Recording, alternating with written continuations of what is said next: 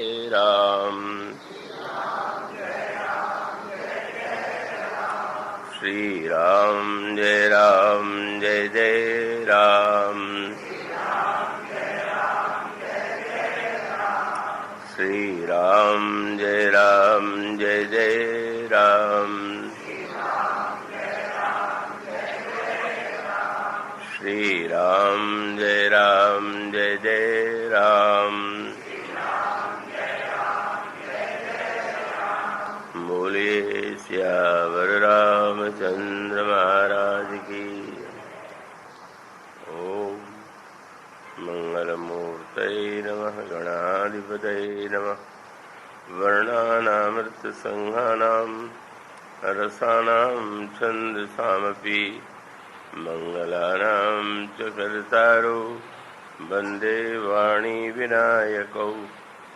शान्तं शाश्वतमप्रमेयमनघं निर्माणशान्तिप्रदं ब्रह्माशं फणीन्द्रसेव्यमनिशं वेदान्तवेद्यं विभुं रामाख्यं जगदीश्वरं सुरगुरुं मायामनुष्यं हरिं वन्देऽहं करुणाकरं रघुवरं भूपालचूडामणिं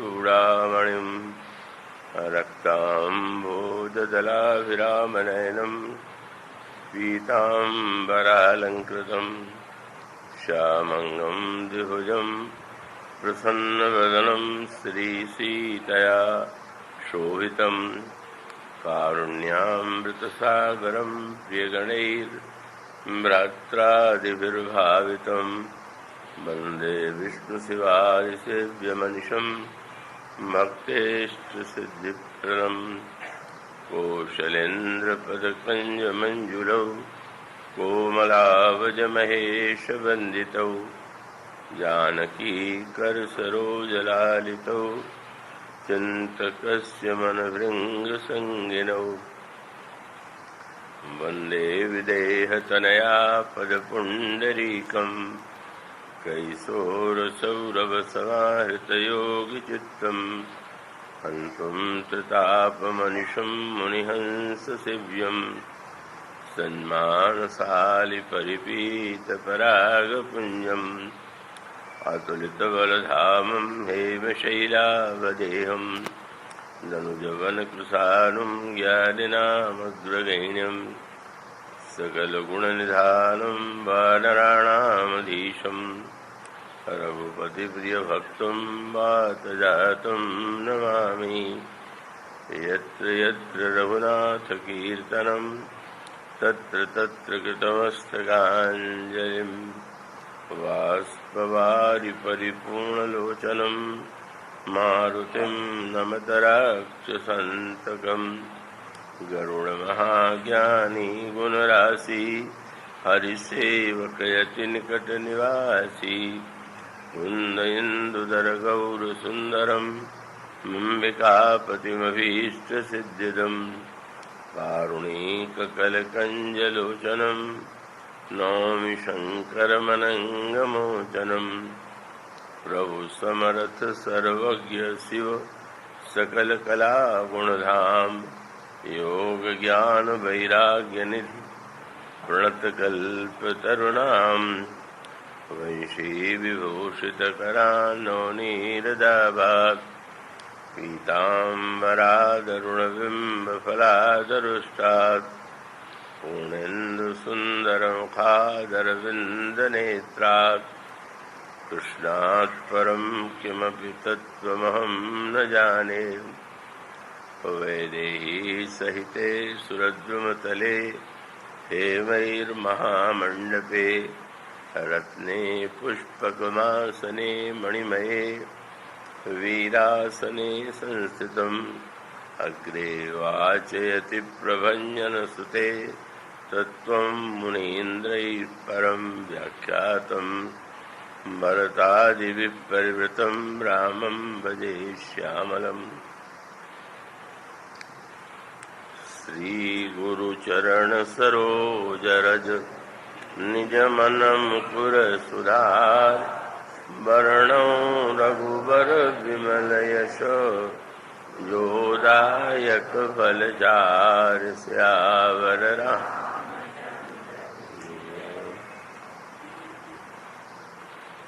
भवानी शंकरौ वंदे श्रद्धा विश्वासरूपिणौ याव्यां विना न पश्यन्ति सिद्धा स्वान्तस्तमीश्वरम्।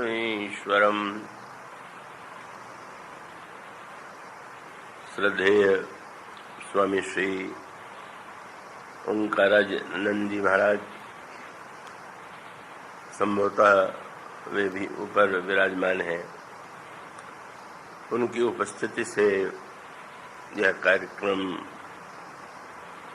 अपने को गौरवान्वित अनुभव करता है और हमारे श्रद्धेय स्वामी श्री गोविंदानंद जी महाराज जो यहाँ पर मंच पर आसीन हैं, इस समय वृंदावन से इन दो महापुरुषों का आगमन बड़े सौभाग्य की बात है। इनका स्वागत, अभिनंदन और मेरा बार बार प्रणाम। आप सब लोग जो है एकत्र हैं, देवियाँ, आप सब महानुभाव, आपका स्वागत करते हुए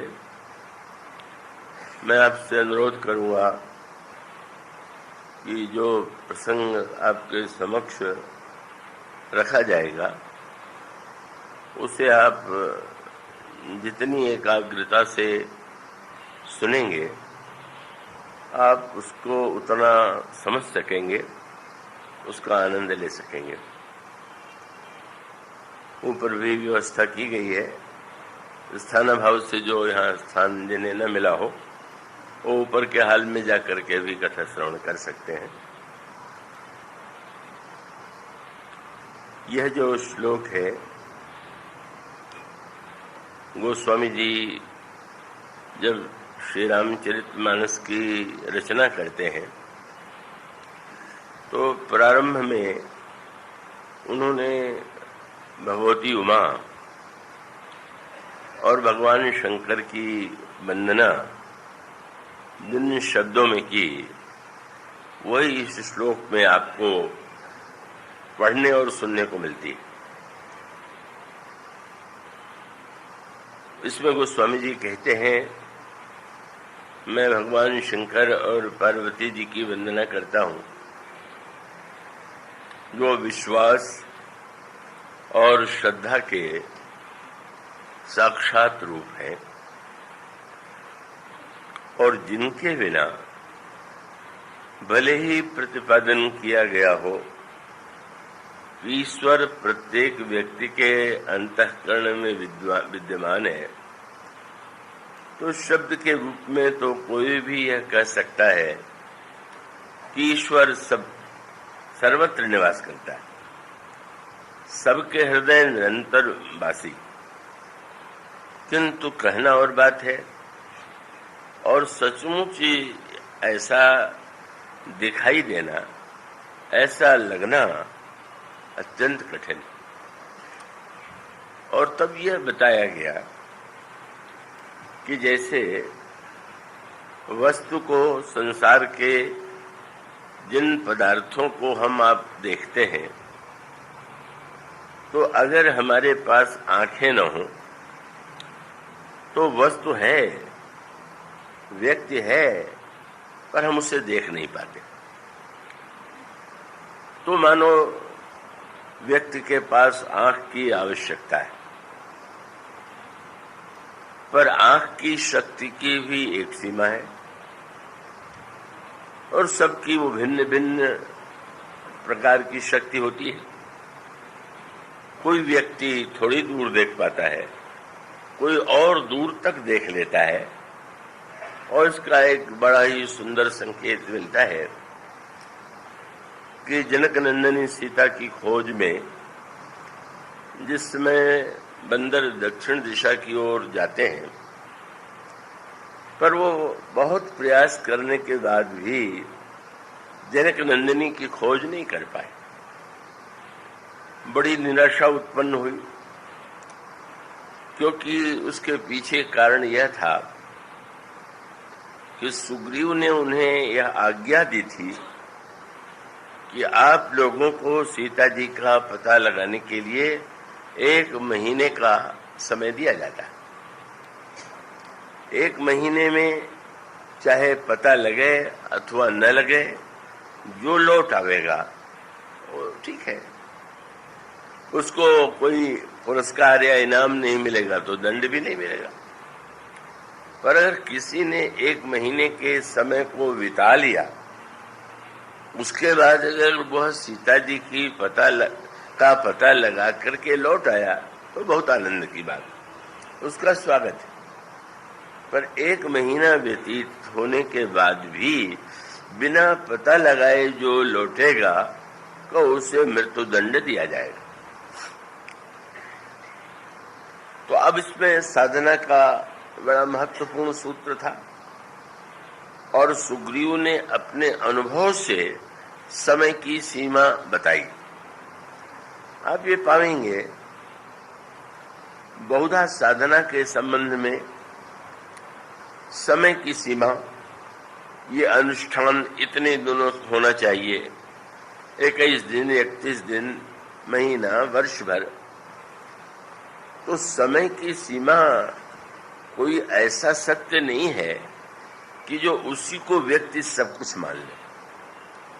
पर ये जैसे आप जब भी कोई योजना बनाते हैं तो योजना बनाने के साथ फिर आप एक समय का निर्णय करते हैं कि ये काम हमको इतने दिन में पूरा कर लेना।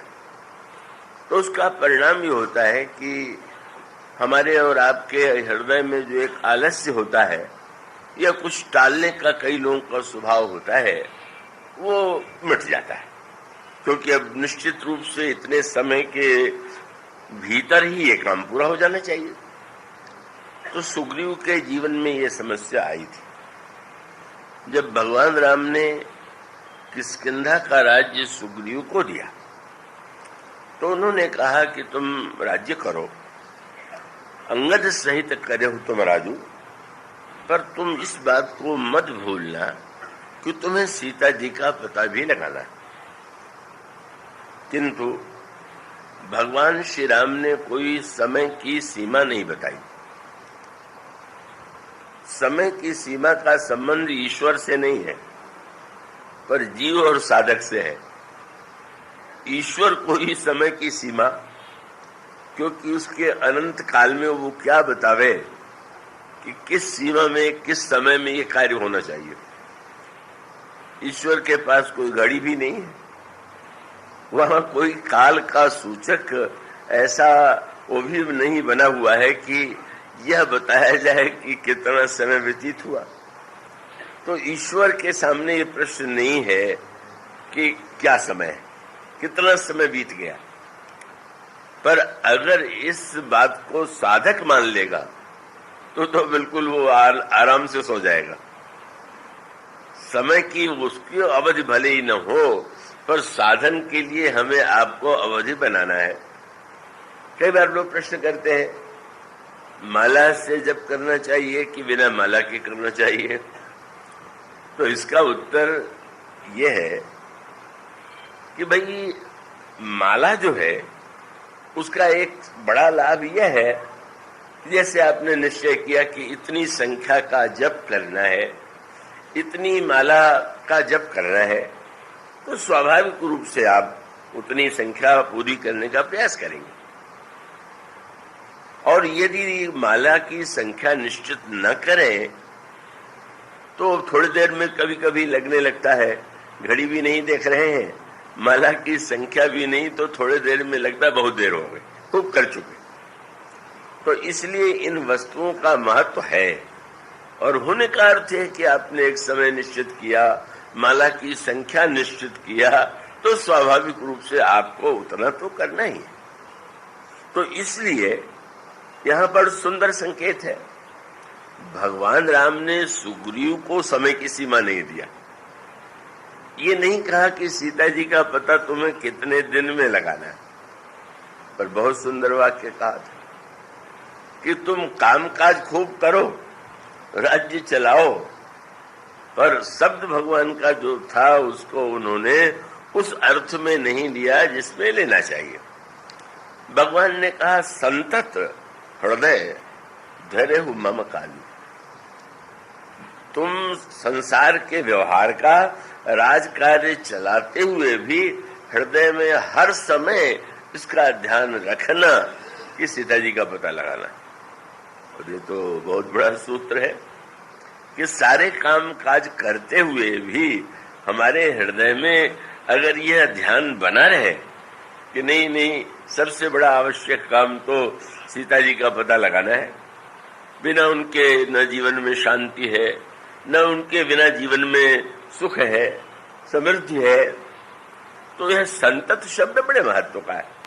कभी कितनी माला जप करें, कितने देर करें, ये तो प्रारंभ की बात है। धीरे धीरे तो ये स्थिति आनी चाहिए कि कितने देर की क्या बात है।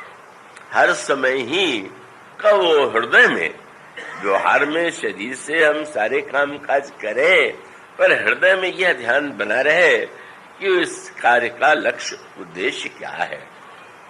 तो वो बात तो उन्होंने केवल इतना समझ लिया कि प्रभु ने केवल इतना ही कहा है कि पता लगाना है, तो अब निश्चिंत हो गए।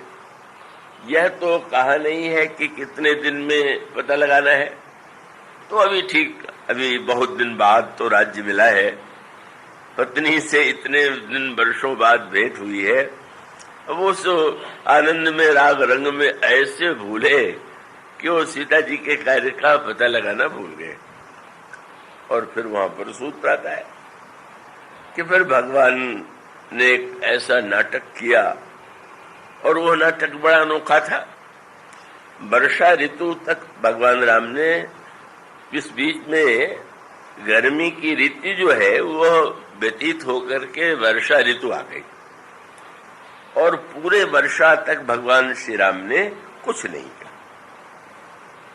पर वर्षा बीत जाने के बाद जब शरद ऋतु आ गई, तो फिर भगवान श्री राम ने श्री लक्ष्मण से कुछ वाक्य कहे, और ऐसा लगा कि प्रभु को क्रोध आ गया। क्या अब यहाँ पर वर्षा और शरद को जरा और गहरे अर्थों में विचार करके देखिए। वर्षा क्या है और शरद क्या है? तो एक तो यूं भी व्यवहार में जैसे बरसात होती है, बम्बई वालों को तो उस बरसात का बहुत ही अनुभव है। तो बरसात में वो निकल पाना, सारा काम काज कर पाना थोड़ा कठिन ही होता है, यद्यपि यहाँ के लोग उसके अभ्यस्त हो गए। पर वर्षा के बाद जब वर्षा रुक जाती है और शरद ऋतु आती है, तो मानो आकाश साफ हो गया। अब वर्षा की कोई बाधा नहीं है, तो व्यक्ति वह बड़े सरलता से और निश्चिंत मन से अपने कामकाज की दिशा में बढ़ता है। अब साधना के संबंध में एक इसका दूसरा अर्थ है, वर्षा जैसे बाहर होती है, उसी तरह से जब आप कथा सुनने आते हैं, सत्संग करने आते हैं, तो ये भी एक बरसात है।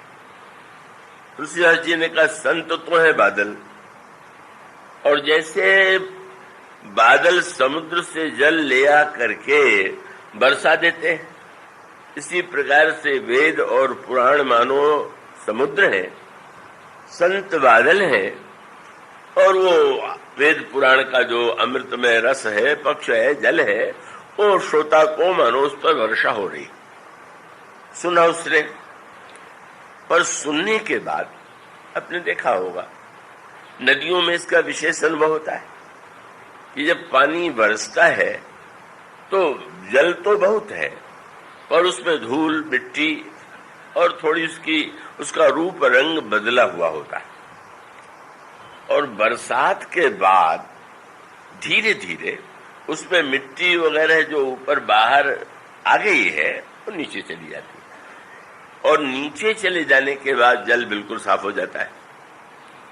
तो बरसात का जल सीधे पीने योग्य नहीं, और बरसात के जल को पहले व्यक्ति को चाहिए कि वो उसको शरद ऋतु, इसको ये कहा गोस्वामी जी ने, शास्त्रों ने भी ये कहा कि एक शब्द आप बार बार सुनते हैं, श्रवण। तो श्रवण माने वर्षा ऋतु। जब आपने वेद पुराण शास्त्र की बात संत से सुनी, पर सुनने के बाद जो आपने सुना, अगर आप ये सोचें कि तुरंत जीवन में आज से ही इसे उतार दें, बहुत सूक्ष्म सी बात है, तो ये निर्णय टिकता नहीं है। एक आवेश में आकर के जब कोई आप निर्णय कर लेते हैं कि देखो आज कथा में ये बात आई है, आपने कथा में आज एक बात सुनी, आपने निर्णय कि बस आज से ही हम ऐसा ही करेंगे, तो उसका परिणाम होगा कि लगता तो ये है कि ये व्यक्ति जो है तुरंत जो है ये उसने उसको जीवन में उतार लिया। पर शास्त्रों ने कहा कि ना, श्रवण के बाद पहले मनन कीजिए। सुना है, सुन करके विचार करने का अर्थ है कि एक दिन जो कुछ कहा गया, शास्त्रों में जो एक वाक्य या एक पंक्ति या जो कहा जाता है, उसी को पूर्ण सत्य मानने की भूल कई लोग करते हैं। आप कई दिन सुनिए और सुनने के बाद फिर विचार कीजिए कि क्या क्या सत्संग में, कथा में सुनने को मिला, और उसके बाद फिर यह विचार कीजिए कि इसमें से कौन सा जो इनमें जो बातें कही गई हैं, का जो साधन बताए गए हैं, मेरे लिए क्या करना संभव है, मैं किन किन को इसमें कर सकता हूं। आप गीता में भी यही पाएंगे। भगवान श्री कृष्ण ने अर्जुन को जो उपदेश दिया, उसमें सकाम निष्काम यज्ञ कर्म और ज्ञान विज्ञान भक्ति सबका निरूपण है। और उसके बाद भगवान यह कह देते हैं कि मैंने तुम्हें जो गुह्य से गुह्य, गहरी से गहरी सूक्ष्म बातें हैं, तुम्हें मैंने सुना दिया। इति ते ज्ञानमाख्यातम गुह्यात् गुह्यतरम मया, सब कुछ मैंने तुम्हारे सामने रख दिया। और उसके बाद भगवान का शब्द कितना सुंदर, विमर्शयित, तुम मैंने जो कुछ कहा है उस पर विचार करो। मैंने तो तरह तरह की बातें कही, अनेक रूपों में व्याख्या उसके की है, तो तुम विचार करने के बाद फिर निर्णय करो कि तुम्हें क्या करना है। यह जो सूत्र है बड़े महत्व का। सत्संग में आप अनेक महात्माओं के यहाँ जाते हैं, सत्संग में जाते हैं, उनकी बातें सुनते हैं, और उनकी बातें हर दिन एक ही जैसी नहीं होती। ये भी नहीं कि वो महात्मा जी जो कल कह चुके हैं वो आज भी वही कहेंगे। हो सकता है आज पुरुषार्थ की महिमा बता दें, कल कृपा की महिमा बता दें, कभी भक्ति की श्रेष्ठता, कभी ज्ञान की श्रेष्ठता। तो जो व्यक्ति सुनकर के तुरंत उतावला हो जाएगा, वो बस क्षण भर के लिए उसने कहा ये बहुत अच्छा है, तो वो अच्छा है तो वो तो एक दो दिन चलेगा, और चलने के बाद फिर वो धीरे धीरे शिथिल हो जाएगा। तो मानो वही संकेत है कि बरसात के बाद का वो मिट्टी तो बैठ जाने दीजिए, विचार कीजिए, विचार कीजिए, और विचार करने के बाद फिर विचार ही न करते रह जाइए।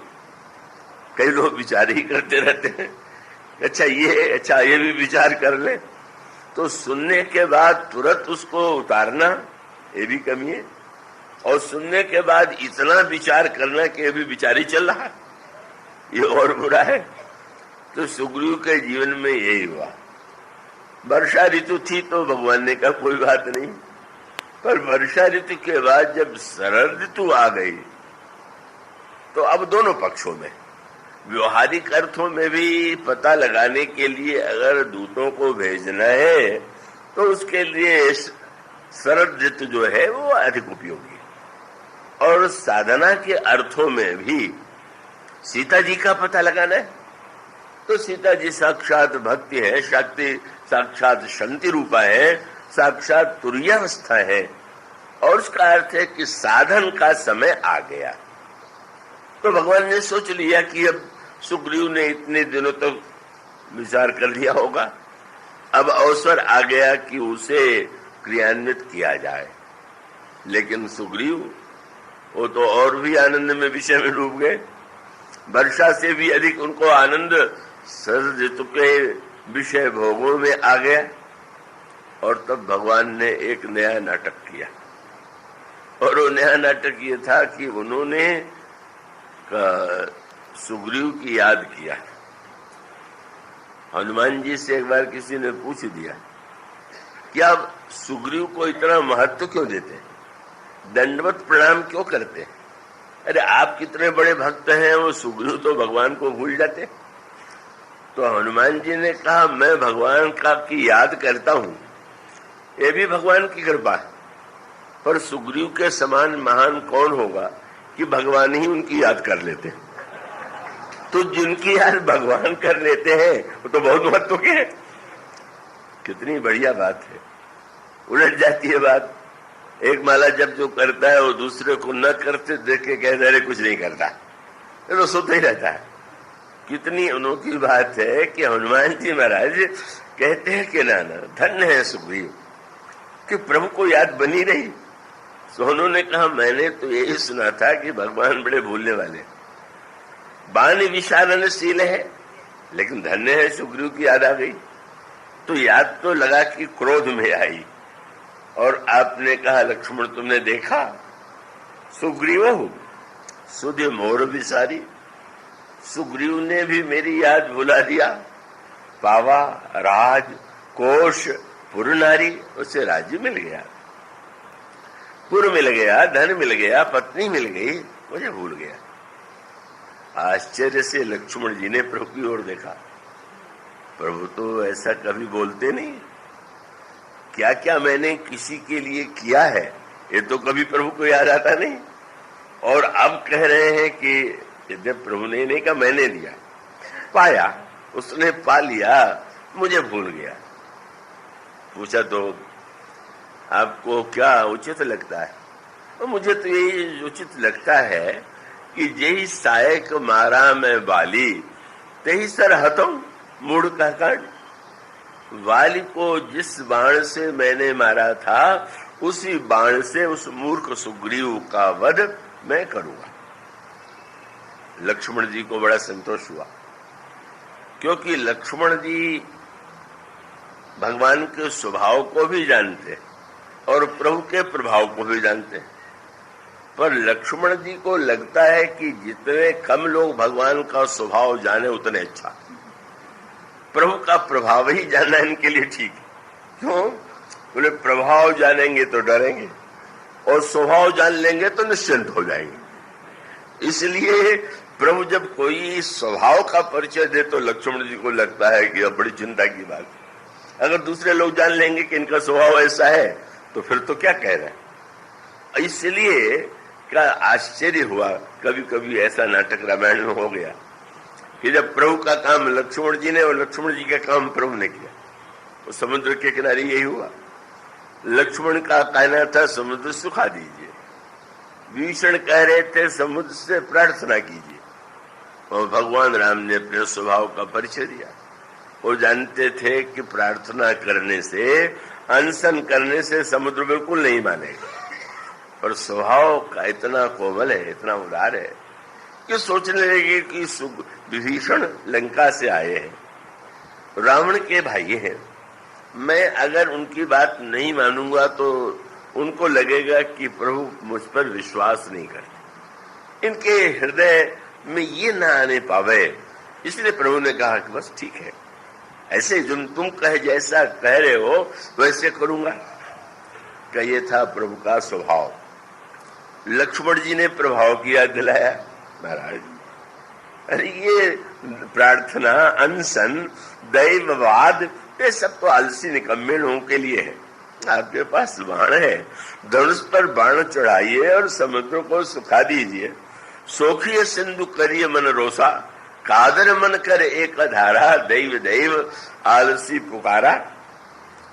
भगवान हंसने लगे। जब लक्ष्मण जी ने पुरुषार्थ की बात कही, दैव का खंडन किया तो हंस रहे, और प्रभु ने यही कहा कि ऐसा ही करो। ठीक है। सुग्रीव ने, लक्ष्मण जी ने कहा कि महाराज इस समय सूरता की आवश्यकता है, युद्ध में सूरता चाहिए कि आप अनशन करने बैठ रहे हैं। तो प्रभु ने मुस्कुरा करके कहा लक्ष्मण, धर्म रथ के तो दो पहिए, शौर्य और धैर्य, सौरज धीरज तेहि रथ चाका। तो तुम मुझसे यही तो कह रहे हो कि मुझे शौर्य को स्वीकार करना चाहिए, तो मैं भी तुमसे कहूंगा कि दूसरा पहिया तुम संभालो। बोले ऐसे ही करब धरो मन धीर।